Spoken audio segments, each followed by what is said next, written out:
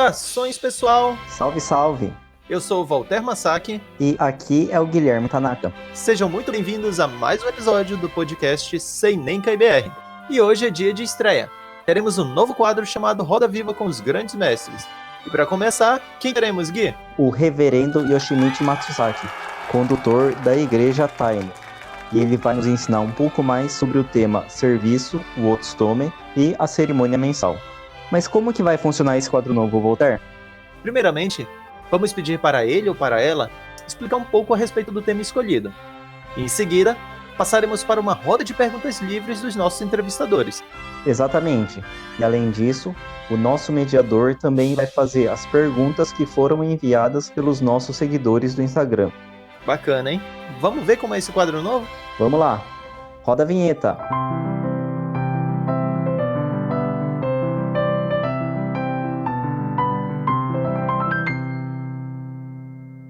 Bem, pessoal, agora vamos dar início à estreia do novo quadro Roda Viva com os Grandes Mestres.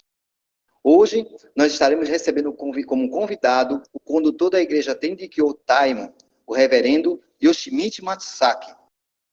E para compor a roda de perguntas, foram convidados os diretores da Associação dos Moços do Brasil, Walter Masaki, Mikhail Ramicelli e Guilherme Tanaka. Gostaria agora, que o nosso convidado pudesse fazer uma breve apresentação. Bom dia, tudo bem, pessoal? Meu nome é Yoshimichi Matsusaki, né? Eu sou o condutor da Igreja Taimo. Me dediquei durante um bom período, né, para a associação estudantil, né, aproximadamente de 12 a 13 anos. E hoje eu faço parte da comissão de tradução, né, da sede missionária. Minha família, na verdade, né, meus pais, eles foram, né, que inicialmente, né, se iniciaram, né, no Tendikyo, né, principalmente meu pai, né, e ele foi o primeiro condutor da igreja, né. A minha igreja, na verdade, o Taimo se tornou igreja aproximadamente quando eu estava ingressando na faculdade, né. Então, a partir dali que a minha conexão, né, com o Tendikyo, ela se galvanizou mais ainda, né. Então, o tema de hoje é Otsutome, o serviço sagrado da Tendikyo. Sensei, por favor, faça uma explicação sobre Otsutome, bem breve para nós. O Otsutome, o serviço sagrado, ele tem, de forma simples, três instâncias, né, três níveis, né. O Otsutome, que é realizado, né, na manhã e na noite, que chamamos de serviço diário, ele é feito com a ótica, na verdade, da reflexão, né, sobre o dia, né, agradecer, né, o dia que se inicia, e o dia que se findou, ele tem como objetivo a remoção das poeiras, né, então ele passa por um processo de reflexão do seu dia, né, se dedicar ao seu dia, tanto que o verso, que ele representa bastante o serviço da manhã e da noite é o Ashikyo Harota, né, que seria a limpeza das poeiras, né. Daí num outro nível a gente tem o serviço, que é realizado mensalmente, né, nas igrejas e casas de divulgação,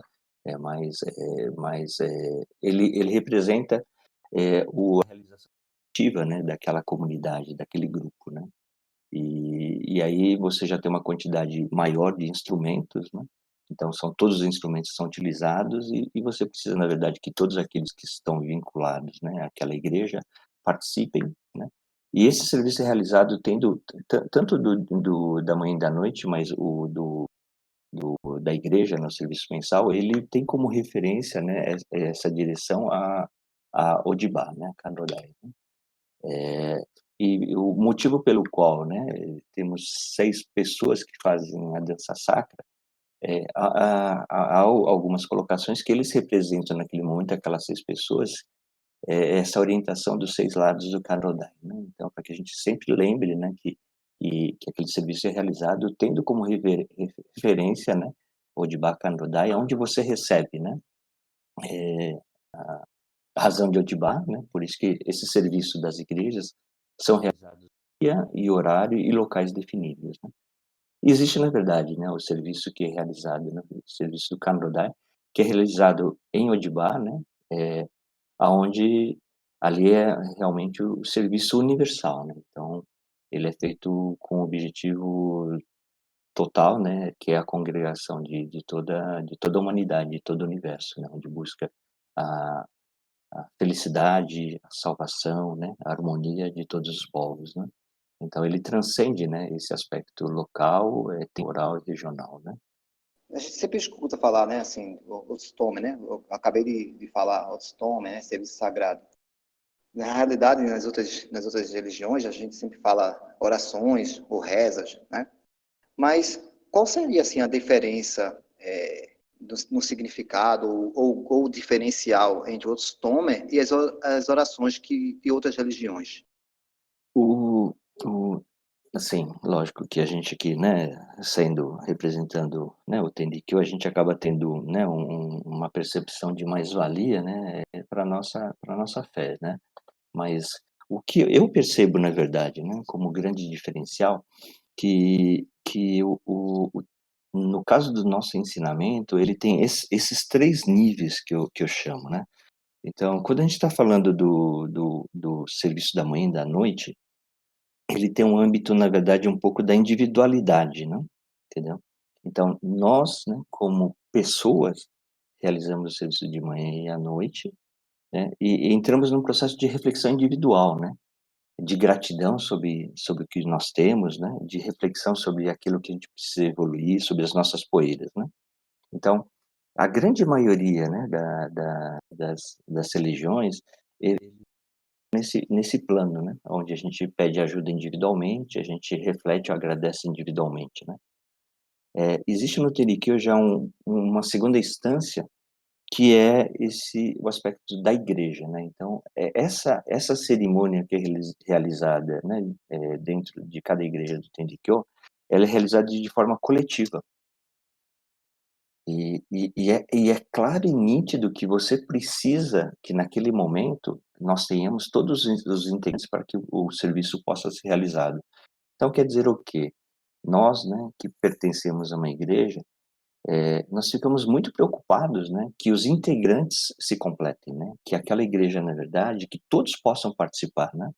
E até em muitas igrejas eu percebo assim, puxa, as pessoas ficam contentes, né, que alguém foi para a igreja, né, está participando e possa estar presente fazendo determinado instrumento, né. Ou então que determinada pessoa, ela conseguiu tocar instrumento melhor, conseguindo fazer outra figura. Então, essa relação de conexão dentro dessa irmandade, né, que era o termo que era utilizado inicialmente no Tenrikyo, ele é muito forte, né. Isso busca uma instância, uma forma de conexão, né. Esse é o plano da união espiritual, né, no âmbito daquela comunidade, né, daquela irmandade, daquela igreja.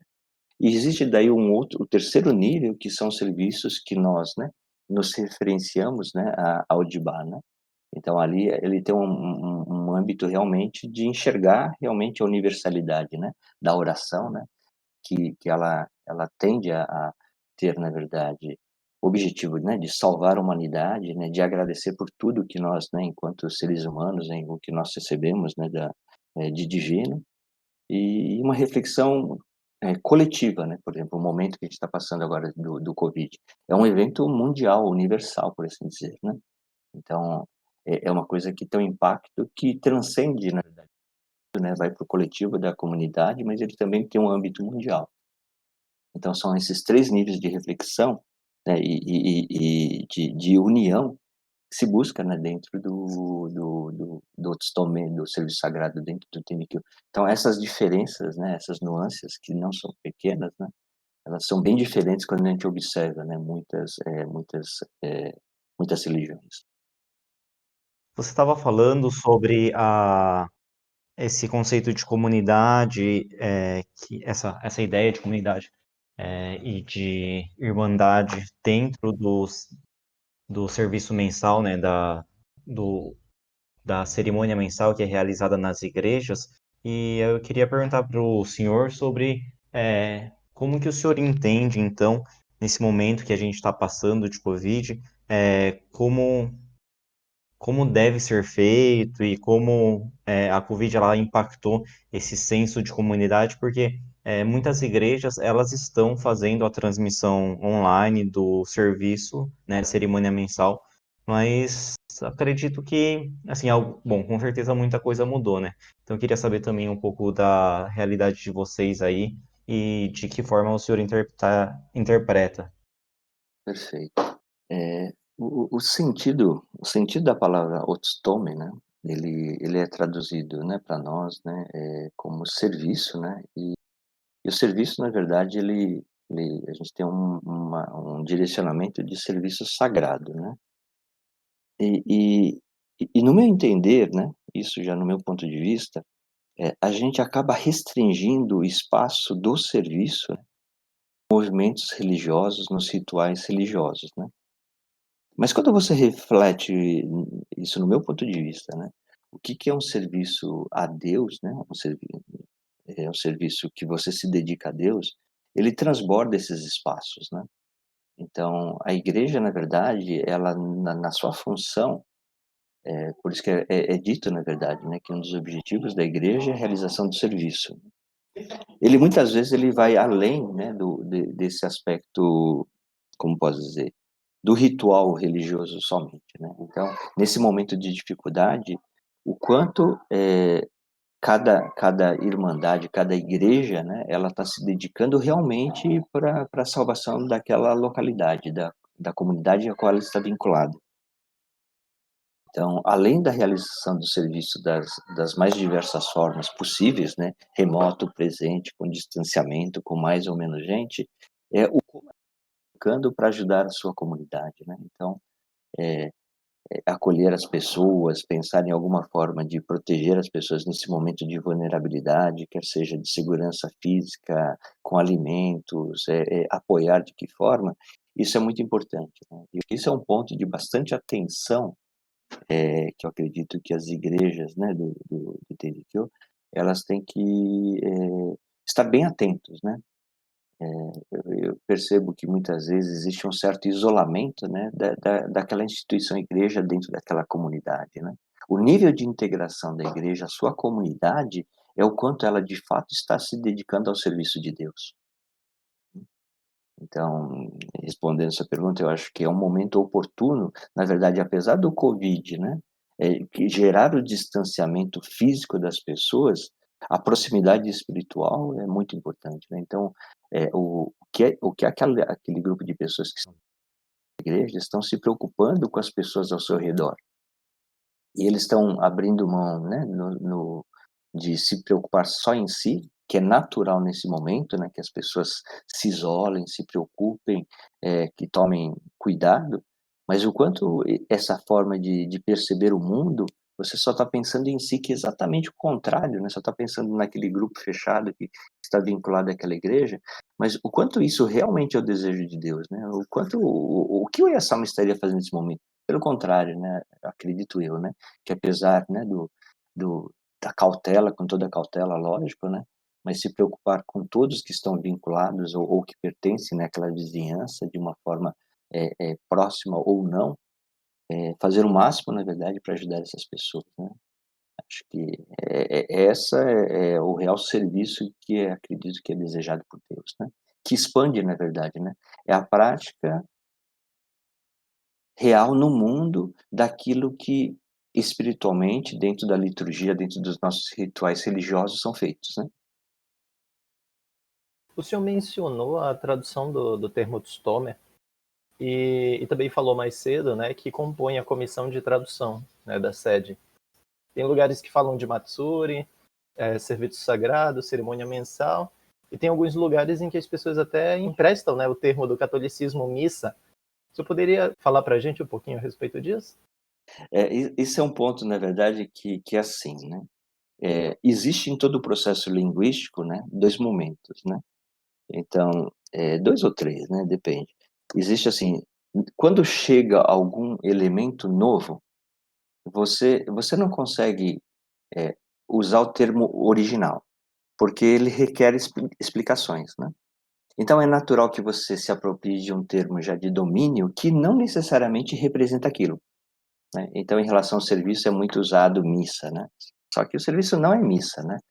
A missa na verdade, ele se você buscar as origens do termo missa também tem outro sentido que não é o que é utilizado pela igreja católica, né. do latim ele tem outros sentidos, né? E nesse ponto você usa aquilo como sendo elemento de transição. Só que aquele elemento de transição, ele acaba se fixando e o pessoal utiliza aquilo como sendo um sinônimo, coisa que não é, né? E tem um outro processo daí que acontece o seguinte, as expressões, né, a gente acredita que existam traduções idênticas, né? Isso na prática não existe, né, entendeu? Então, quando a gente traduz, né, uma palavra para outra, é é muito raro, né, na verdade, que aquela palavra ela tenha uma equivalência total. Ela só acontece quando aquelas culturas são muito próximas, né, então você pega a cultura falar isso para o japonês ele vai ficar bravo, mas existe dentro da Ásia uma proximidade entre elementos da cultura japonesa, coreana e chinesa. Então você consegue às vezes levar esse termo, né, para essas culturas, mas quando você atravessa e vai para o ocidente, você começa a falar da Grécia, do Brasil, esses termos já têm uma equivalência total, né. Então, por exemplo, no sentimento de, por exemplo, vamos lá, eh, em japonês tem um termo chamado urayamashi, né. Urayamashi, na verdade, é aquela inveja que a gente sente da pessoa, mas a gente não quer tirar aquilo dela, né. A gente fica muito feliz por ela, na verdade, ter conquistado aquilo, mas a gente também gostaria de estar no lugar dela, né. Que erradamente a gente, até no nosso português, usa como inveja branca, né, entendeu. Mas então, assim, ele é intraduzível, né, ele é só explicável, né. Então, quando a gente está falando dos termos do Tenrikyo, né, ele envolve muito aspectos, né, emocionais e não concretos, isso acaba ficando mais difícil, né, que seria que nesse termo que é associado ao Urayamashi, né. Então, por exemplo, e quando você faz a tradução, pode ser que você perca os sabores, porque você, né, o sentido daquilo, né. Por exemplo, se eu chegar e falar para vocês: "Pessoal, vamos comer um filé de peixe cru?" Totalmente diferente de falar: "Pessoal, vamos comer um sashimi", né, percebe? Porque a palavra sashimi, ele não é só aquele objeto, né, não é o peixe cru que é colocado na mesa. Ele tem todo um processo, na verdade, que é construído na nossa mente sobre o sentido dele, né. Por isso que eu, né, na verdade, quando eu falei você me colocou numa situação, porque eu defendo, na verdade, que a gente utilize, né, os nossos termos, elementos de transição, né, elementos que complementem o sentido, mas que a gente busque sempre utilizar, na medida do possível, os termos da sua origem, né. Como a gente usa temaki, usa sushi, usa yakisoba, desculpa estar comparando com aspectos, né, do cotidiano, mas a gente deveria usar, né, globalmente, universalmente, Hinokishin, Utsutomi, Osashi, né, Kanrodai, né, evitar ao máximo, né, utilizar outros termos de transição de forma definitiva. Esse é o meu ponto de vista, né, porque aí você realmente está universalizando, né, o o ensinamento, né, e os elementos que o compõem, né. Ao longo do tempo, a percepção, né, de que aquele termo é japonês ou não, ele vai se perdendo, né, a partir do momento que ele se universaliza, né, que nem o karaokê, né, todo mundo fala karaokê e ninguém pensa que é um termo japonês, porque ele se universalizou, né. Bom, já que a gente entrou nesse tema de tradução, o tema do dia de hoje é o serviço, né? É o Otsutome. Eu queria perguntar para o senhor Kaitsan, o que o senhor acha, né, da gente fazer o serviço, fazer o Otsutome em japonês, né? Ele foge bastante do conceito só de termos, mas do entendimento mesmo do serviço em si, do significado do que está sendo realizado. Eu queria saber assim se o senhor é a favor ou não da tradução do serviço para as outras línguas e por que que o Brasil ainda é, não adotou isso. Em relação à tradução, eu sou a favor, né, eu acredito que o fato de você, né, ter em outra língua, ele gera algumas dificuldades de acesso e entendimento, né. Então, eu acredito sim, né, que na medida do possível a gente deve traduzir ao máximo, sim, né, respeitando alguns elementos que devem ser universais, né. Por outro lado, existe uma dificuldade, né, e muito estudo já foi feito, né, do movimento das mãos, eles estarem sincronizados, né, com os versos e com os hinos, né. Mas nesse sentido também é possível fazer uma adequação para que haja essa compatibilidade, né. Agora existe, uma coisa bastante delicada, né, quando a gente fala sobre o buscar a tradução, que assim, existe um espaço, na verdade, da religião e da espiritualidade que ele está além do entendimento ipsis litera do texto, né, o entendimento verbal das palavras, né. Ele está num âmbito, né, da conexão espiritual realmente que muitas vezes a pessoa não consegue aquilo que não é verbalizado, aquilo que é sentido, né.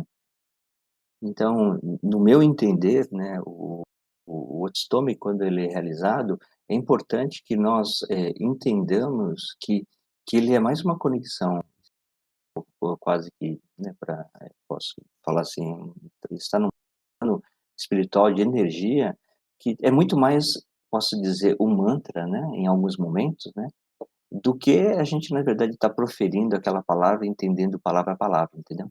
Então, a gente começa a falar Shikyo Harote, ou então a gente está falando do Yorozuyo, e a gente está entoando os hinos, e muitas vezes a gente não está pensando palavra a palavra, né, o que a gente está, como se diz, verbalizando, né. Isso é um fenômeno, na verdade, muito comum, né, quando você junta, né, movimentos do corpo, né, com a musicalidade, né. Então, é comum a gente dançar ouvindo uma música, e a gente não está mais ouvindo a música. O que a gente vibra naquela hora em que você dança e faz seus movimentos, é muito muito comum entre os jovens, é aquela emoção que você sente. A emoção que você sente é muito mais forte, né, do que o entender ou não das palavras, né. Se a gente parar para pensar hoje, assim, se esse fosse o grande bloqueio, eu coloco para vocês, por que que músicas americanas cantadas em inglês fazem tanto sucesso mundial entre pessoas que não entendem nada de inglês? Então, o que a pessoa sente naquele momento, quando ouve aquela música, ele sente aquela energia, que é o mantra que ele sente, aquela energia positiva que faz com que ele: "Nossa, que legal, que música bacana". É essa emoção que acredito que o Yasama, que Deus quer que nós sintamos, né. Não é uma discussão muito racional, né, sobre, né, se aquilo lá é assim, assado, tal, pá, porque esse é o grande perigo, né, do espaço da discussão, né, sobre elementos da religião, né. Porque a gente já começa a entrar num espaço mais de intelectualidade, mais de domínio histórico, né, mais do que efetivamente viver. Por isso que em alguns momentos o Yasama colocava, né, que esse ensinamento, na verdade, né, ele é de mais fácil acesso para as pessoas menos cultas, né, porque as pessoas mais cultas, elas são pessoas muito mais questionadoras, muito mais isso, muito mais aquilo, e isso faz com que ela se distancie da real prática, né, da pureza da fé. E um evento bastante interessante, quando a gente trazendo para o nosso contexto, né, eh na no período no início da década de 60, né, a própria Igreja Católica, ela questionava muito, né, as missas que eram realizadas em latim, né. Era então muitos dos padres realizavam as missas em latim. Isso foi decidido lá para no início da década de 70, né, foi feita uma discussão, onde se mudou. Cada país poderia realizar, na verdade, né, a missa, na língua local, certo. E a posição do verdade, né, era muito semelhante como a gente faz a leitura hoje, onde o Caetano, na verdade, ele vira, né, olha para Deus e lê a leitura da dedicatória, né. Então, até então, mesmo na igreja católica, o padre fazia de costa para o público. E daí foi decidido utilizar a língua local, né, na verdade, o padre poder ficar de costa para o altar e se voltar para o povo, né.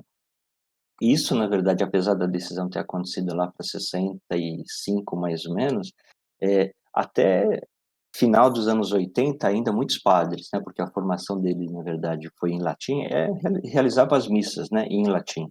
A partir do momento que todas as missas dentro da Igreja Católica começaram a ser feitas na língua local, sabe o que aconteceu?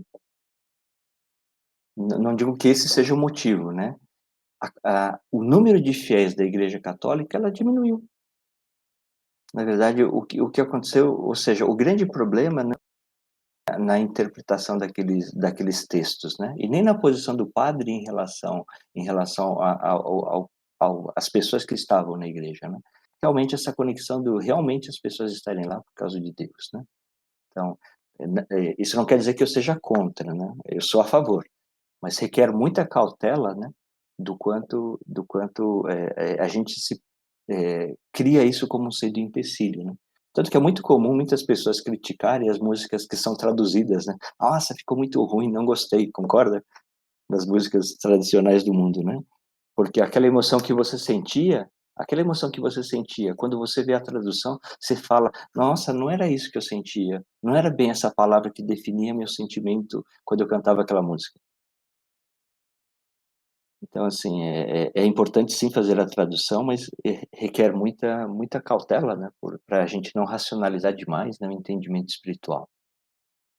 Obrigado, Caissan. Realmente fiquei assim, gostei muito de ouvir, sabe? Porque aqui no Nordeste, como boa parte dos fiéis, né, são brasileiros, né? Então, esse questionamento sobre a oração, sobre o Otsutomer, ser em japonês, às vezes vira e volta, né, aparece, né, e as pessoas perguntam, né, por que não podia ser em português. Mas eu lembrei de uma coisa bem interessante, até só um adendo à parte que o senhor falou sobre as missas em latim, sabe, da Igreja Católica. Tem uma senhora aqui que ela tem já uma certa idade, né, e ela, na verdade, diz que sente bem quando escuta o Stomer. E ela diz que não acha melhor colocar em português. Por quê? Porque ela acha que sente mais apenas ouvindo dessa forma, né? Como realmente ela foi feita. Né? Essas foram as palavras dela, né? Eu me sinto melhor escutando do jeito como realmente ele foi feito. Né? Então, assim, é uma coisa bem interessante, realmente, que você falou, e eu já vi isso sair. Ela já tem um pouco mais de idade, né? Então, assim, o que acontece? Ela também já passou por esse momento que você falou da Igreja Católica fazer missas, né? Em latim. Então, ela tem esse aspecto diferenciado na forma de olhar. Já os que mais questionam são o pessoal mais recente, né? Sim. E quando a gente olha mesmo, né, é lógico que tem um pouco de propaganda, marketing, né, o budismo, né, é uma das religiões, por assim dizer, que tem crescido bastante no ocidente, né. Tudo bem que é um pouco ele é levado por alguns famosos, né, pessoas ilustres, né, que se projetam como budistas, né, mas, o mantra, na verdade, é o mantra original, né, sem tradução, né.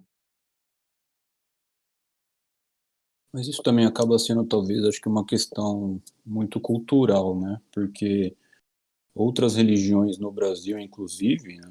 Ou outros ensinamentos, né? Tem alguns ensinamentos que acabam não sendo religiões, eles também não são traduzidos para o português, né?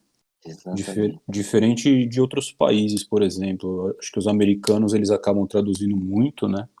Para Sim, o inglês, né? O coreano para a língua deles, né? Também para o coreano, né? Então acho que o brasileiro em si, ou talvez até o latino, eu não conheço muita coisa ainda sobre lá na América Latina, outros países, mas eu acho que a aceitação dele acaba, a fé, né? Acho que a fé acaba sobrepondo esse tema, talvez, né? exatamente, exatamente, Eu exatamente. acho que fica menos, as pessoas questionam menos, na verdade, nessa questão. É óbvio, né? Existe talvez aí, a eu mesmo já tem basicamente tudo traduzido, né? Só na prática que realmente é cantado e falado no japonês.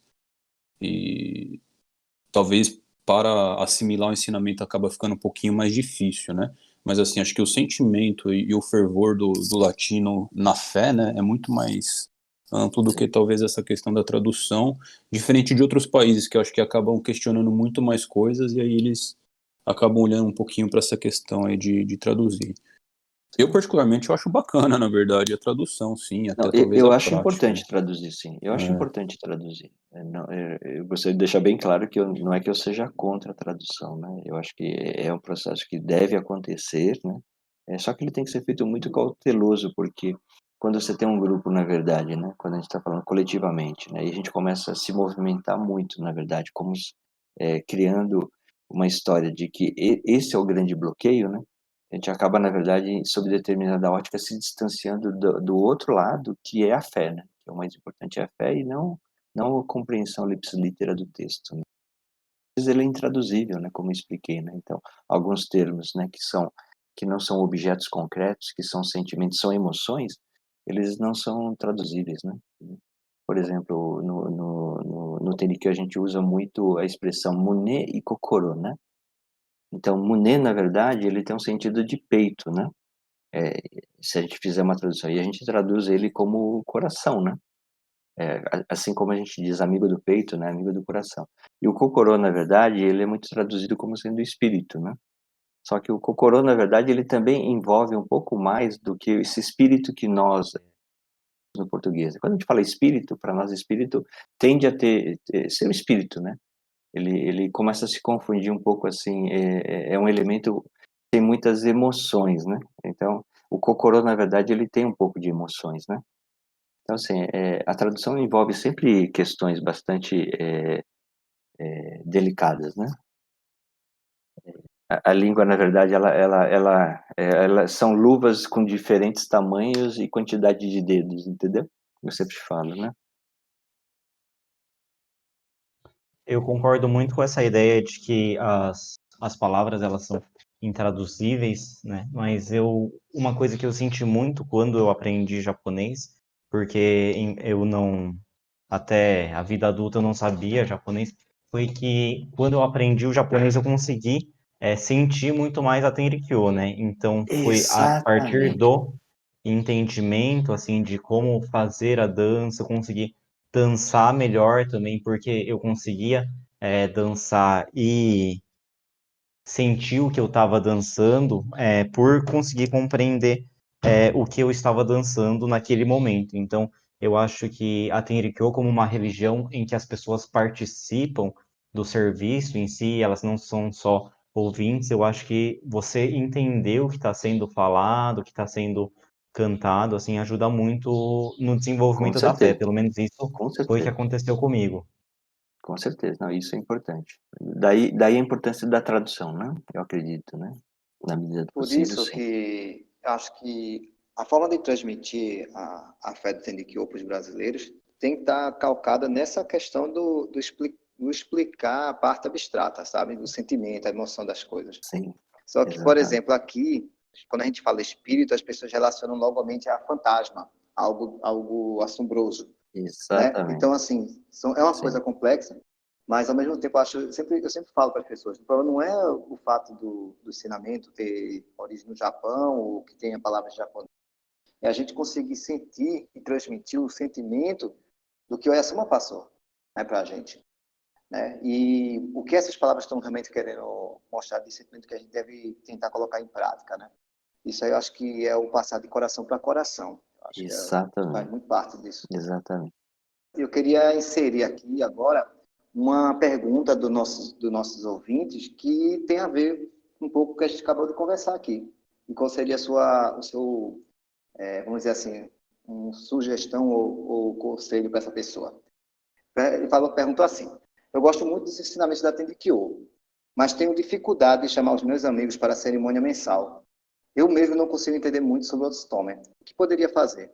Esse acho que esse é um grande, um grande dilema, não só de muitas pessoas, acredito eu, né? E eu acho que assim, o importante nesse processo é entender, né? O quanto aquele espaço da sua igreja, ele é um espaço acolhedor. Acho que é contribuir para que o espaço da igreja seja um espaço acolhedor, vai fazer com que, ao você convidar alguém para ir para sua igreja, a pessoa se sinta bem.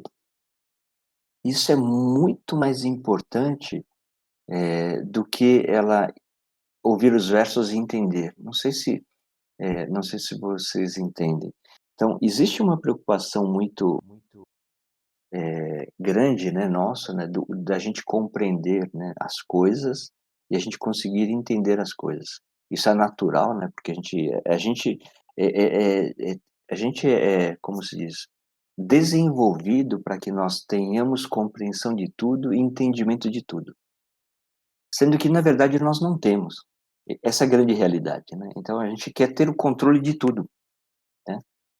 E isso nos deixa numa condição de insegurança do tipo, puxa, eu vou levar alguém para um lugar e eu não entendo o que está sendo dito, né? Mais do que isso, acho que é importante é que a pessoa, ao convidar, você entende que aquela pessoa que você está convidando, você quer que ela também tenha acesso àquilo que você sente de bom. Que às vezes você não consegue nem compreender, compartilhar aquilo que você entende que é positivo para você, né. E ao fazer esse convite, você está levando a pessoa para um espaço aonde você sinta que ela também vai ser bem acolhida e bem recebida, né. Então esse é um ponto, na verdade, de grande cuidado e atenção, né, dos responsáveis pelas igrejas, né, que aquele espaço seja extremamente acolhedor. Que as pessoas que vão, apesar da dificuldade do entendimento, né, dos versos, dos hinos, até de todo aquele ritual, ele se sinta bem. Então, a minha dica, assim, é realmente, se você se sente bem naquele local, leve, porque esse seu sentimento, né, de se sentir bem ali, ele é contagiante, né. Tanto que um elemento muito importante, né, do serviço, os espaços das igrejas, é que seja um espaço de ânimo, né, é um espaço onde as pessoas se sintam entusiasmadas, elas se sintam acolhidas, que elas se sintam animadas ao frequentar aquele espaço. E esse sentimento que a pessoa recebe, né, quando ela vai num Kyokai, ele não é um produto do entendimento verbal, do texto, do ritual, é muito quando ele mergulha naquele grupo e ele se sente bem acolhido. Acho que isso é mais importante do que o entendimento, né. Agora em relação aos entendimentos, às dúvidas, né, eu acho que na verdade é questão da gente conversar com o Kaido-san, com o condutor, conversar com os mestres da igreja, né, e tirando as dúvidas, né, para que você consiga se aprofundar nesse entendimento.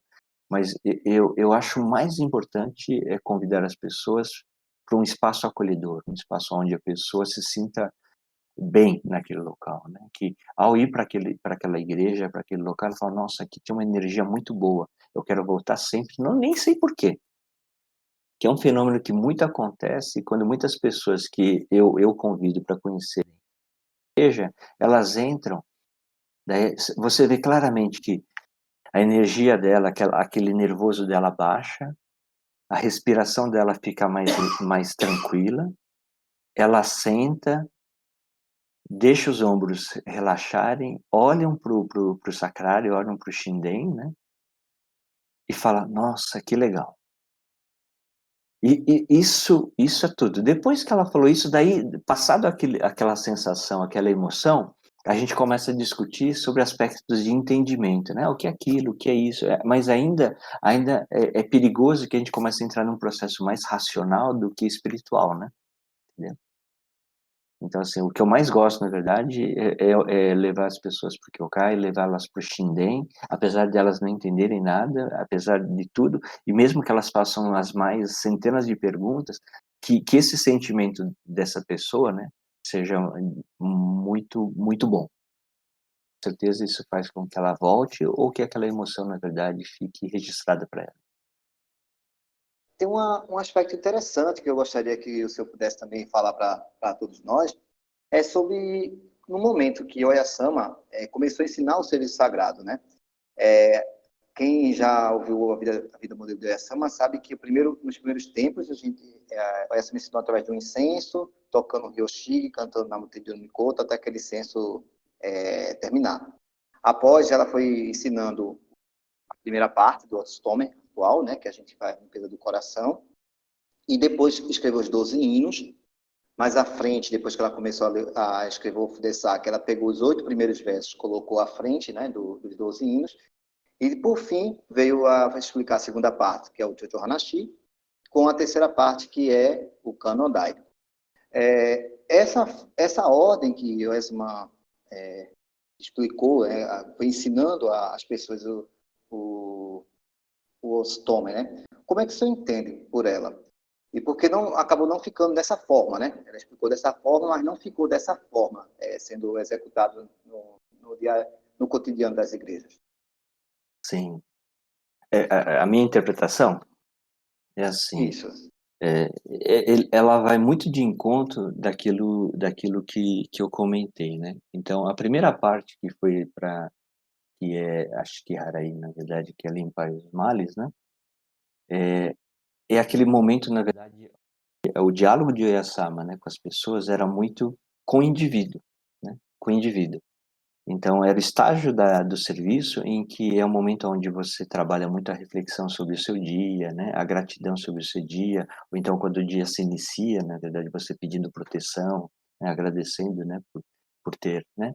Estar com saúde, ou por esse dia que vai se iniciar. Então, é o estágio, na verdade, muito do indivíduo, né? Da evolução na condição de indivíduo. O indivíduo, ele evoluindo para ele se projetar sobre o mundo, né? Entendeu? Então, não o indivíduo que ele é isolado, ele é egocêntrico, mas, na verdade, primeiro eu tenho que ser um ser, né, espiritualmente evoluído para eu conseguir, na verdade, me projetar sobre o mundo e levar os ensinamentos, né? Daí, num passo seguinte, logo depois, surgem os 12 hinos. E aí, os 12 hinos, na verdade, eles trazem esse lado do coletivo, né? Que você começa, na verdade, né? Já começa já tem, na verdade, até naquela época, né, a entoação dos hinos, na verdade, eles eram uma velocidade até muito maior, né, do que é hoje feito na sede, né? Então, ele tinha um ritmo até relativamente alegre, né? Mas aí é um processo coletivo, né? E aí eram as comunidades, os grupos, né, que na verdade a gente tem até no hino 5, né, que fala, né, desde que, né, estamos decididos a crer, formemos uma irmandade, né? Do demo shinjin suru naraba komu subo yanai kaina, né?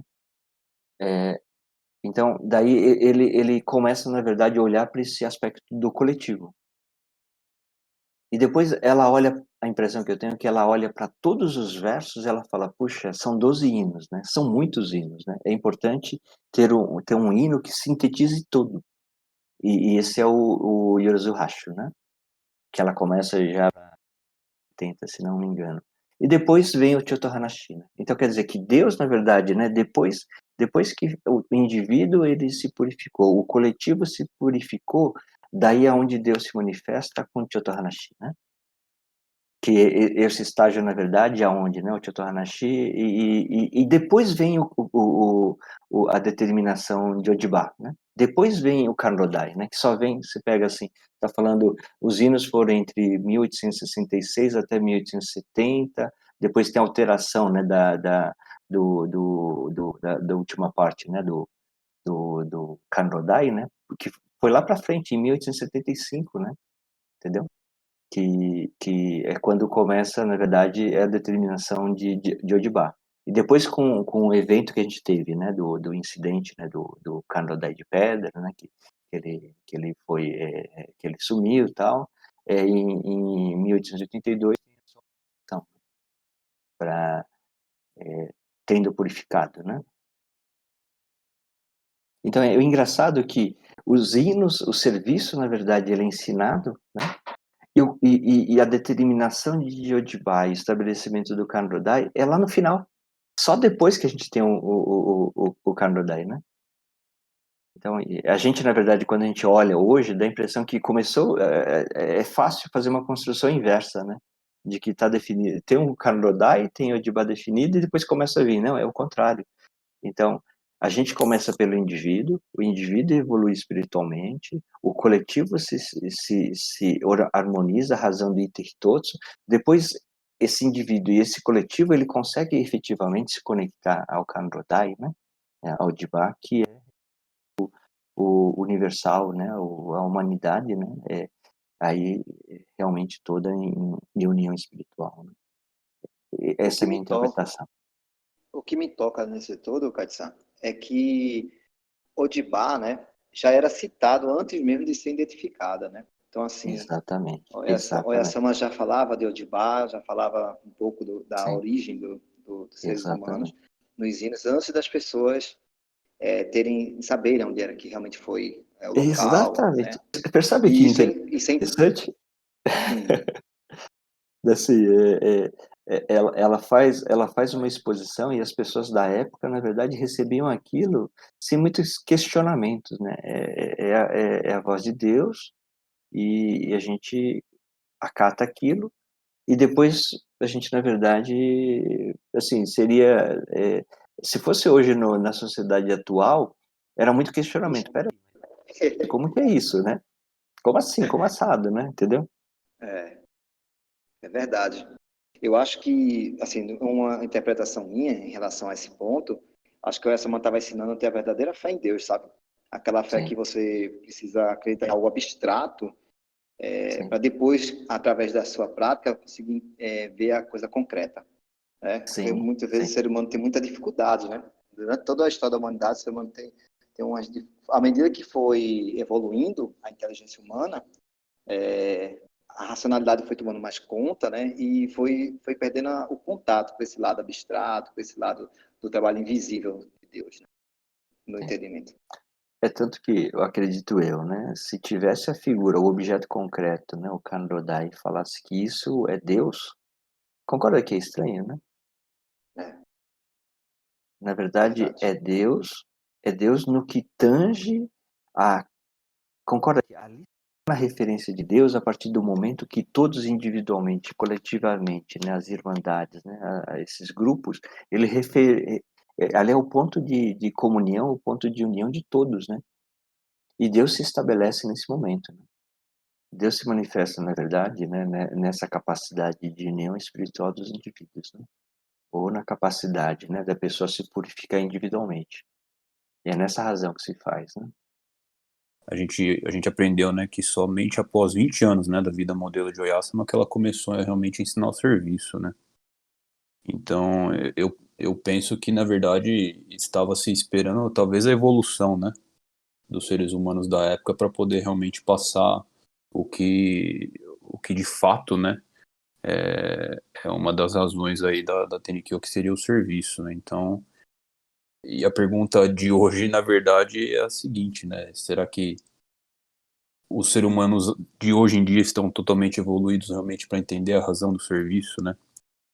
Essa é a reflexão que fica, na verdade, né? Porque passados-se anos e mais anos, talvez o ser humano ele foi perdendo, né? Algumas origens, né? Então, imagina-se que lá naquela época, desde a revelação divina, né? E somente após 20 anos, né? Da vida modelo que Oyasama conseguiu passar, né? A razão do serviço. Acredito que hoje o ser humano nesse mundo automático, né, que a gente tem vivido, né, para talvez até para se a gente falasse, se a época fosse agora, por exemplo, né, de passar ensinamento, acho que demoraria muito mais do que esses 20 anos, né, talvez para o ser humano evoluir e conseguir aprender o serviço, né. Sim, com certeza. E o interessante, né, eu acho que isso também é uma coisa, na verdade, que a gente tem que ficar bem atento, né? Quando a gente fala sobre fé, né, ou até o serviço, até as narrativas, né, que a gente ouve, né, das pessoas e dos mestres, né, a gente vê muito isso associado a graças, a salvações, a milagres que acontecem, né? E no meu entender, né, essa quantidade de anos, na verdade, que o Yassama se dedicou, né, e as pessoas não a ouviam, não a seguiam, ele, na verdade, é uma referência para que nós entendamos de que a fé, ela existe não porque você teve uma graça ou porque isso, porque aquilo, na verdade. A fé, na verdade, ela a necessidade e o entendimento de que é necessário uma evolução espiritual. Isso é condição, na verdade, básica, né, condição para que a pessoa seja feliz, na sua individualidade, né. Então eu comigo mesmo, apesar de todas as...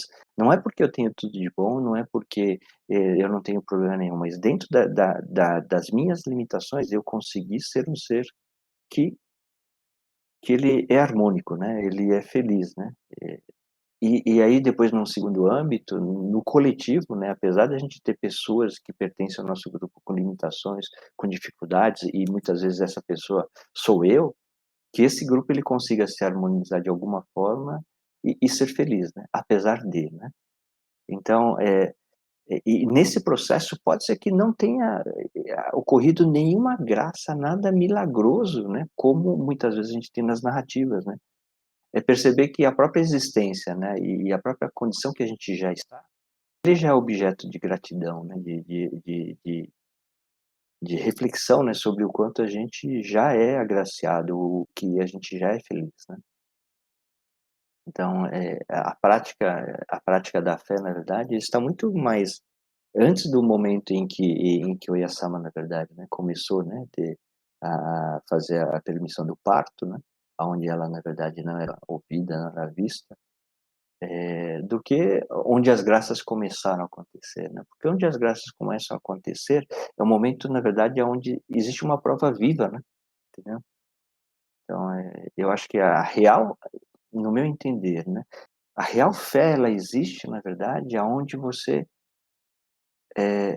na prática, não enxergou nada, não viu nada, né, assim, né, ouvir, enxergar, acontecer, né, porque a partir do momento que aquilo se manifesta, já não é mais a sua fé, aquilo já é um fato, é uma prova. A fé o espaço da fé é o espaço da crença, aonde você evolui espiritualmente e percebe que realmente aquele é um ensinamento para que você individualmente e os grupos coletivamente, o mundo seja feliz, né.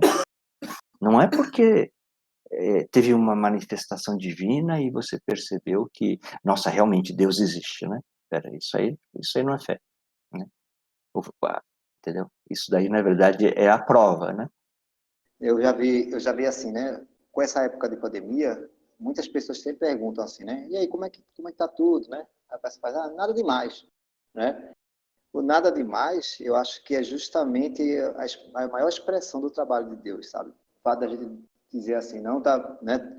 Graças a Deus não tem, tá tudo tranquilo, não tá acontecendo nada, né? O nada seria que já tem um trabalho por trás disso de Deus para que a gente possa estar hoje vivendo da forma que nós estamos vivendo, né? Recebendo as providências. Então isso realmente é muito gratificante.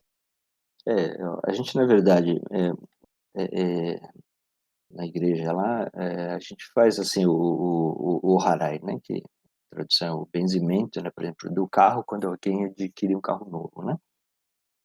Qual a colocação que eu faço, né. Sim, quando a gente sai de casa com carro, vai e no final do dia volta com carro, a gente não percebe nenhuma graça nisso, né. A gente só percebe a graça e agradece quando se você tivesse saído com o carro, tivesse um caminhão tivesse tirado uma lasquinha do seu carro, imagina aquele caminhão de obra, aquele gigante, né, ele passa do seu lado, ele tira uma lasquinha e só um pequeno arranhão, e você volta. Aí você sente gratidão, né, entendeu, porque você viu o potencial do quão perigoso, o quanto coisas ruins poderiam acontecer, né. Então aquilo ficou muito explícito para você, né. Então daí você volta só fala: "Nossa, graças a Deus não aconteceu nada". Mas o fato que quando você voltou e o caminhão nem passou perto de você, você nem viu o caminhão, essa possibilidade estava muito longe da sua vida, a gente não tem gratidão, né. A gente começa a ter gratidão quando imagina, a pessoa está de carro, capotou, rodou, não sei o que lá, acabou com o carro, mas não aconteceu nada com a pessoa, daí ela tem uma profunda gratidão, né. E se a gente parar para pensar, os fatos acontecem por quê? Porque você, né, e nesse caso, por exemplo, aquele caminhão estava, né, naquele lugar, naquela hora e aquelas pessoas, né. Então eu sempre digo, né, que essa base do Tenrikyo, né, a predestinação de local, né, de tempo e da alma. Então as pessoas têm que estar naquele local, naquela hora, né, naquele momento, né.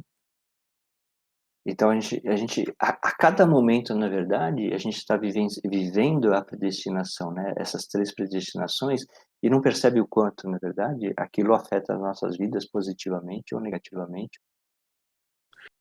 No Triniquel a gente conhece bastante o serviço diário, né, que são feitos nas igrejas, casas de divulgação, igual foi falado, e também o serviço mensal, né, que é uma reverência ao Odibá também, que as igrejas e as casas de divulgações fazem uma vez por mês, né. Mas nós sabemos também que tem alguns serviços que são realizados somente em Odibá. Queria que o Cadson falasse um pouquinho sobre esses serviços que são realizados lá, por favor. Eh, quando o Oyasama, era, fisicamente presente entre nós, né, diversos serviços, na verdade, foram ensinados, né. desses serviços, por exemplo, alguns já não são já não são realizados, por exemplo, como o serviço da chuva, né? O que hoje nós temos hoje é o serviço mensal, que é realizado na sede, né? A gente, na verdade, tem o serviço da permissão do parto, né? E o serviço do brotamento, que ele é associado às boas colheitas, né? Os outros serviços que a gente teve no passado, eles praticamente eles são agora exercitados como serviço de solicitação, né? Entendeu? Então, por exemplo, como a gente teve agora, né, com essa pandemia do Covid, né, o serviço que foi realizado, né, foi um serviço, né, de solicitação, né, para que essa pandemia, na verdade, ela se extingue o mais rápido possível. E aí, os serviços que tem hoje na sede, por exemplo, eles também, existe uma programação, né, durante o ano para que eles sejam realizados, né? Também Sim. ele não acontece a qualquer momento, por exemplo, né? Sim, né, o serviço mensal ele é realizado, né, uma vez por mês, né, no dia 26, né, e os outros, na verdade, eles têm um calendário, né, que são muito associados com o ciclo, por exemplo, do brotamento, né, ele vê o calendário, né, de plantio, de colheita ao longo do ano e é realizado. E o do parto, na verdade, ele é realizado periodicamente, em função das solicitações, né, da permissão do parto, né, que são recebidos, né. Em relação ao serviço do Kaburá, o que é que ele expressa realmente? O serviço do Kagurá, como Kagurá, ele quer dizer máscaras, né? Então, o serviço do Kagurá, ele tem um olhar, né? Tanto que ele é só realizado em Odibá, ao redor do Kanrodai, né? Então, as máscaras são colocadas e cada um dos integrantes, ele representa a providência divina, né? E o movimento das mãos, né, de cada uma dessas pessoas que faz o papel daquela providência, são movimentos específicos associados àquela providência, né. Então, ele tem uma relação muito direta com o momento da criação, né, o a as providências se manifestando, né, no mundo, né. Ainda a respeito desse assunto, né?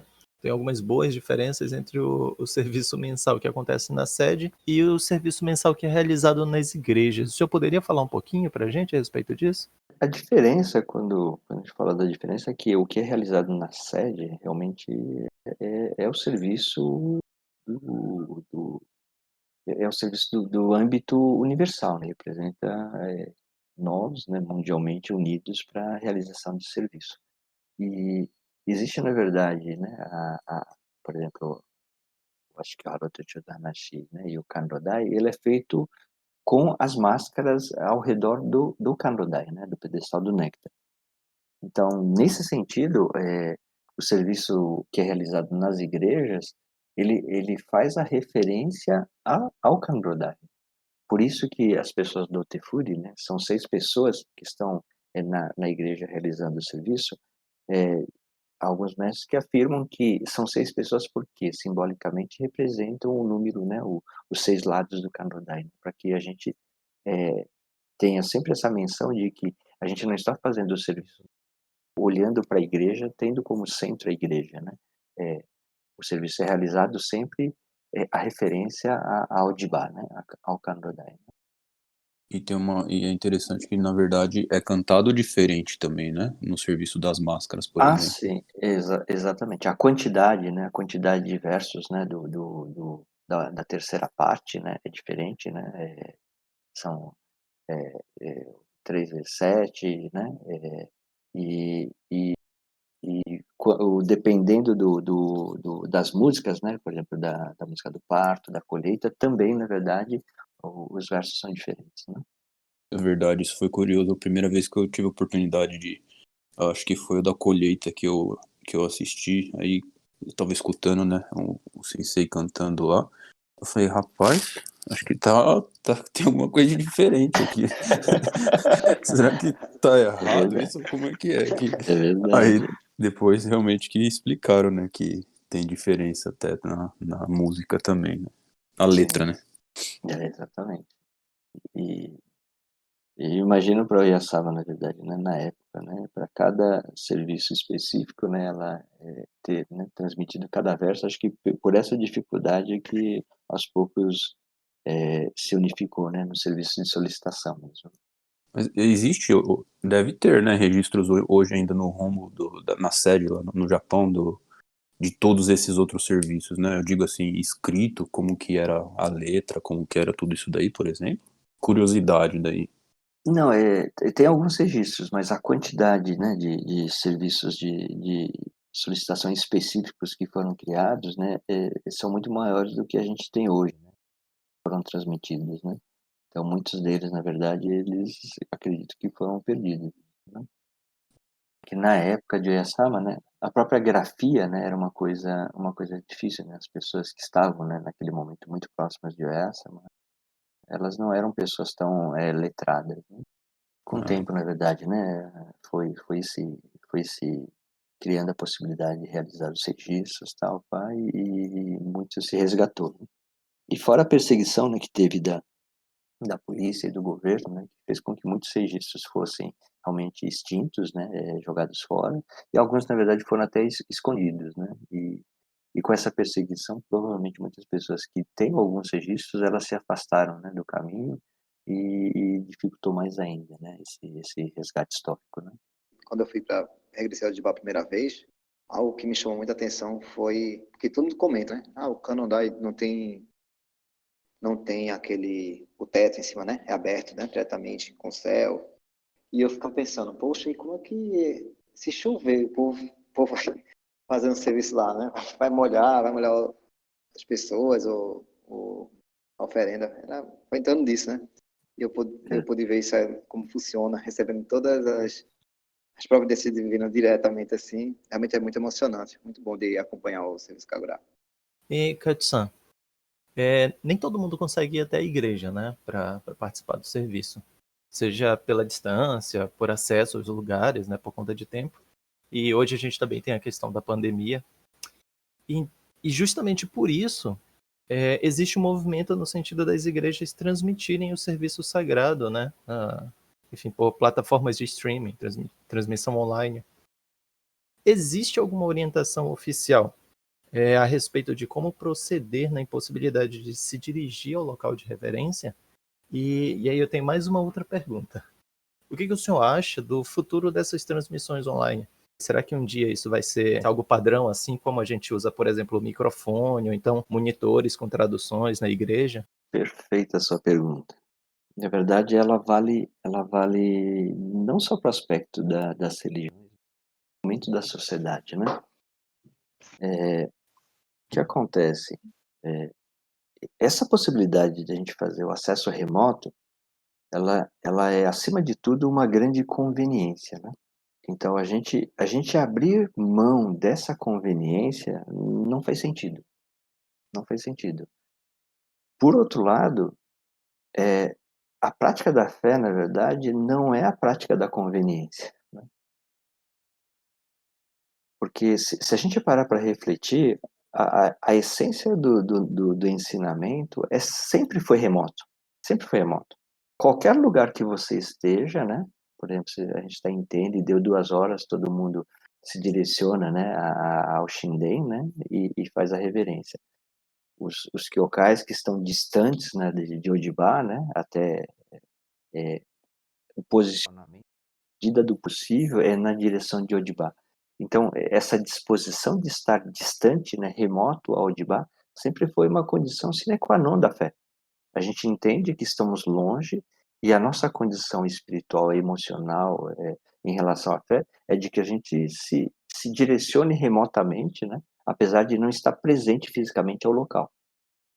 Então, o que a gente conseguiu agora, com as diversas plataformas, é esse sentimento que nós temos, ele pode ser efetivamente exercido e somado ao contato visual e de áudio, né, entendeu. Então, ele foi um plus, na verdade, né, em relação ao que a gente já o exercita, né. O que na verdade não pode é extinguir, né, o nosso desejo de efetivamente sair dessa conveniência e se deslocar ao local, que é o dedicar e conduzir, né, o Tsukushi Hakobi, isso é muito importante, né. Então, em última instância, seria equivalente a falar: "Não, a hora que a gente tiver algumas câmeras, um vídeo que a gente possa ver o Shinden lá de Tende, de Odiba, eu não vou fazer mais Odiba Gaire?", né. Não, não, na verdade é pelo contrário, né, então aquela possibilidade de remotamente ter acesso, isso é uma graça que nós recebemos, né, é uma facilidade, uma conveniência, mas ele em nenhum aspecto ele vai substituir, né, esse dedicar, né, e conduzir, né, esse Odibagayra, na verdade, que a gente faz, né, para Odibá, ou então, né, essa ida ao Kyokai, né, nas missas mensais, ou então a ida diária para realizar um serviço, né. Por quê, né? O que eu digo hoje, né? Se a gente parar para pensar no momento que a gente vê hoje, apesar de ser muito conveniente e fácil, né, você ter contato com as pessoas, nós estamos agora, né? Em nada a experiência que a gente está tendo hoje substitui nós estarmos juntos, conversando, tocando, falando, rindo, né? Essa experiência real, né, física, né, ela também é insubstituível. E o fato, na verdade, de eu me dedicar, né, a conduzir e ir a um local, a isso está vinculado, né, o merecimento, né, dessa dedicação, né. Porque hoje é muito fácil, né. Imagina, vai ter a missa mensal, o serviço mensal, eu clico lá no link e estou assistindo, né. E até que ponto eu estou realmente, conectado, né, de fato, né. Pode ser que eu esteja, sim, né.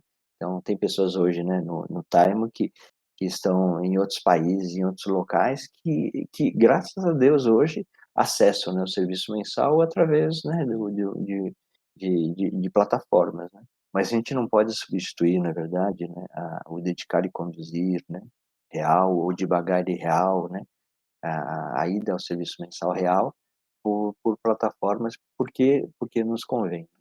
Isso é um ponto de bastante. Lembra que eu comentei, né, a importância da ida à igreja, é realmente vivenciar, né, o pertencimento, o acolhimento, perceber que você está cercado de pessoas, né, que se ajudam mutuamente, né. E isso acredito que ainda é um pouco difícil a gente, nessas plataformas, né, passar esse sentimento de fato, né. Sentir o cheiro, né, por exemplo, quando eu fico algum tempo afastado do que eu caí e volto, eu entro no Shinden, aquele cheiro que, né, aquela fragrância que tem o Shinden, aquilo na verdade traz emoções muito profundas, né, que são ainda insubstituíveis, né. O que há na verdade de recomendação, né, da sede é que as pessoas, né, elas se conectem ao máximo à igreja, né. E essa forma, na verdade, que seja das mais diversas formas, né. Então, que ela faça, né, na sua residência, por exemplo, tudo o que ela poderia estar fazendo, né, ajudando as pessoas no Kyokai, né, entendeu. Então que ela faça, na sua residência. Que as orações que no dia, né, do serviço, que ela também se conecte, na verdade, ao a igreja, né. Então, por exemplo, o condutor anterior, né, ele sempre no dia do serviço da igreja superior, ele fazia o quê? Ele pegava o telefone e ligava. Antes de começar o serviço, né, da igreja superior, ele pegava o telefone e discava, né, fazia o cumprimento, né, o Kaitsan da igreja superior, conversava um pouco, e aquilo na verdade era a forma, naquela época, estou falando de 30, né, anos atrás, é uma forma dele se conectar à igreja, né. Então, e tudo se passa realmente o que que a gente consegue fazer, né. Então, o que eu vejo, assim, apesar das pessoas, né, muitas vezes terem dificuldade, né, em função desse contato, as oferendas que são colocadas no altar, na verdade, na medida do possível, né, tomando todos os cuidados, continuarem, que acredito que agora é a hora, na verdade, que a gente tem todas as desculpas possíveis para continuar fazendo, né, aquilo que fazia, né, mas também a gente tem todas as possibilidades de fazer de forma diferente aquilo que a gente fazia, né. Então, por exemplo, você nem cai agora, né, o que a gente está vivenciando, né, todas as atividades que vocês vêm realizando, eu sinto que vocês, desculpa falar dessa forma, estão muito mais ativos agora, né, do que acho que antes da pandemia. Concorda? E se você parar pra pensar, isso que a gente está fazendo hoje, na verdade, poderia ter sido feito indiferente da pandemia. Foi o nó do qual a gente está colhendo diversos brotos, né. Eu acho que esse é o grande, pensar, né, refletir sobre o que que a gente poderia fazer melhor até, né, fazer mais daquilo que a gente normalmente entende como tendo dificuldade, né. É porque nesses momentos, né, de grande nós que a gente consegue colher os grandes brotos, né, os grandes frutos. E a gente ainda tem duas perguntas de nossos ouvintes, que é bem pertinente. Katia, qual a diferença entre a cerimônia mensal e o serviço diário? O serviço diário, ele tem como principal, acredito eu, né, como principal objetivo, é a limpeza das poeiras, exercício da reflexão e da gratidão. Então, por exemplo, tradicionalmente, como é dito, né, quando você acorda de manhã, você agradece e pede proteção, né, pelo dia, né, que você vai estar recebendo. E ao final do dia, você reflete sobre tudo o que aconteceu ao longo do dia, né, reflete sobre suas poeiras, né, a sua prática espiritual e agradece e pede proteção pela noite que você vai estar recebendo. Então, essa é a dinâmica, né. Eh, ele é um foco muito no indivíduo. Eu, enquanto pessoa, né, quando eu faço a Shkilarot, eu limpando as poeiras, né, e agradecendo, né, e refletindo sobre o que acontece na minha vida. O serviço mensal, ele já extrapola o indivíduo e ele é mandatoriamente um esforço coletivo, ele é uma dedicação coletiva. E as pessoas, cada um tem um papel, né, na realização do serviço, nem que seja simplesmente estar fazendo o Sampai, né, indo ao recinto fazer a reverência. E a importância do serviço mensal, ele é a união espiritual, né. Então é o exercício da igreja, né, aonde é realizado o serviço coletivo, né, com todos os instrumentos, né, com todos os integrantes do serviço, é onde todos os hinos, né, são utilizados, né, são entoados. E fazendo referência ao Dibá, né, a Kanodai. E esse horário do serviço mensal, ele tem dia, hora e local definido.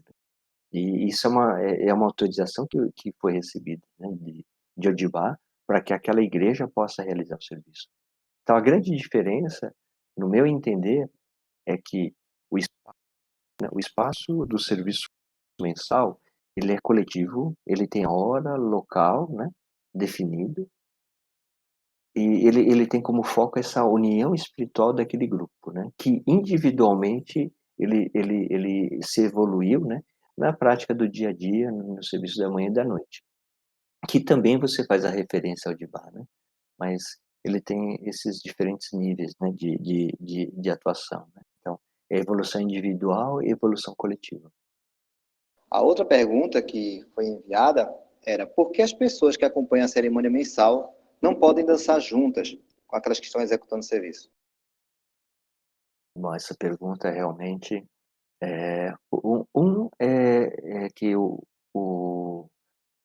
não é que não podem, né, é que aqueles que estão, né, fazendo a reverência, a função deles é de catar. Tanto que se você for ver, o único elemento que você tem variação de quantidade dentro do serviço, é o número de pessoas que cantam. Aí, em alguns locais tem uma pessoa, em alguns locais tem 2, né, em alguns daikyokas, em alguns locais tem 3, né. E não tem problema se tiver 1, se tiver 2, se tiver 3. Por quê? Porque aquele é o elemento, na verdade, que ele é variável em função da quantidade de pessoas disponíveis e presentes. Então todas as pessoas que estão lá, na verdade, é a quarta voz, quinta voz, sexta voz, entendeu? E isso ao longo do tempo se perdeu, né. Então, o que você percebe que as pessoas, elas não se identificam com essa, como se diz, essa participação, né, entendeu. E porque no serviço mensal, cada uma delas representam, né, segundo alguns mestres, um dos lados do Candomblé. Então não tem como ter 200 pessoas, né, 200 lados, entendeu. Então acredito eu que é nesse sentido, né. Só para esclarecer, de catar são aquelas pessoas que entoam os hinos, não é isso? Que cantam o hino. Cantam, exatamente. gostei de ouvir. Foi a primeira vez que eu ouvi uma explicação sobre isso, né? Bem, então a nossa conversa está muito boa, né? Kaiti-san, a gente já está praticamente encerrando esse episódio, desde que as pessoas de casa estão também gostando muito do conteúdo, né? De tudo que o senhor falou, suas experiências com a fé, sobre, né? Principalmente o Otsutomen, que é foi o nosso tema de hoje. Eu gostaria de ouvir do senhor, né? Já para se despedir dos nossos ouvintes, suas considerações. Sobre o Otsutomen, né, sobre o serviço, não só sobre isso, mas diversos temas, né, associados ao ensinamento, a gente tende a levar para um espaço racional, né, do entendimento, né, então a capacidade de ter registros de tempo, né, então um lado mais intelectualizado, né, do que é o ensinamento, né, e por outro lado a gente também tende a falar muito sobre graças, né, fatos, milagres que aconteceram no nosso lado, que também ele tende a levar para um lado mais emocional, né, não que isso seja ruim, né, mas a prática da fé, no meu entender, ele é muito mais espiritual, né, entender que esse caminho é o certo, né, a ser seguido, né, essa forma, que o Oyasama nos transmitiu, né, da vida modelo, né. Eu entendo que esse é o caminho que o Oyasama nos deixou. Muito menos a discussão, né, da capacidade intelectual, né, do entendimento de tudo, e muito menos por ter recebido as graças, né. É realmente entender o ensinamento, a vida modelo de Oyasama e perceber, né, que esse é o caminho espiritual correto, né, que a gente deve seguir, né. Eu acredito que esse é o real caminho da fé. Então, eu quero agradecer hoje o nosso primeiro grande mestre que contribuiu com a estreia desse novo quadro aqui do podcast Senenkai BR, o reverendo Yoshimichi Matsusaki, que falou sobre o Otsutomen para a gente. Queria agradecer também, né, os nossos convidados também que ajudaram a desenvolver nossa conversa, Voltaire Masaki, Mikhail Ramicelli e Guilherme Tanaka, né, pelas excelentes contribuições que foram deixadas hoje aqui. Eu que agradeço, na verdade, eu até fico um pouco envergonhado, né, porque, assim, ainda falta muito para eu me tornar um mestre, e mais ainda para ser grande, né. De grande, acho que só esse período de Covid que eu engordei um pouquinho, né, mas, assim, eu agradeço, na verdade, de ter sido convidado por vocês, né, a Associação do Senenkai é uma associação, na verdade, que eu admiro muito, respeito muito, né, e tem uma função vital, né, dentro do caminho. Então, mais uma vez, muito obrigado pelo convite. Espero que a gente tenha tido uma conversa bastante agradável, né?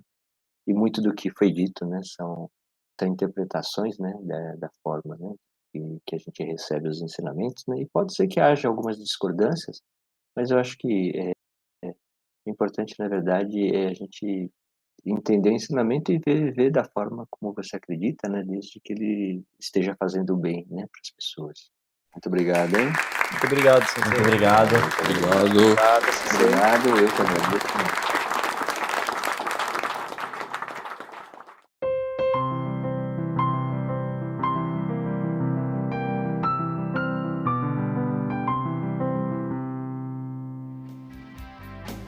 Então chegamos aqui no final do nosso episódio e foi muito bom aprender um pouquinho mais a respeito do serviço da cerimônia mensal.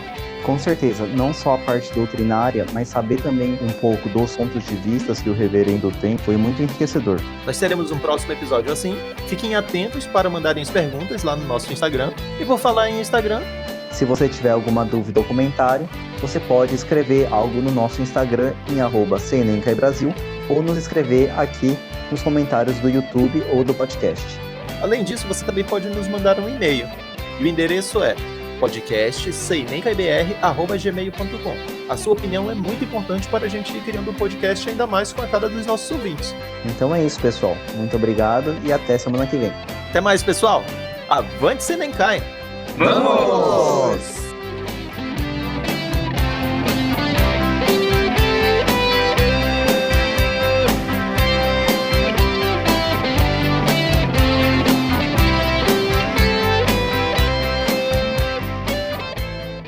Por exemplo, lá na minha igreja, o condutor ele quer tirar os livros dos instrumentos, né? Para Fazer as pessoas ali. Esse condutor, ele é rígido, hein? Cruel. Ele é rígido. Condutor, Cruel. condutor bem. Nossa, gostei dele. Então, cara, Gostei dele. imagina só, sem livro e ainda cantando e tentando tocar. Rapaz, difícil.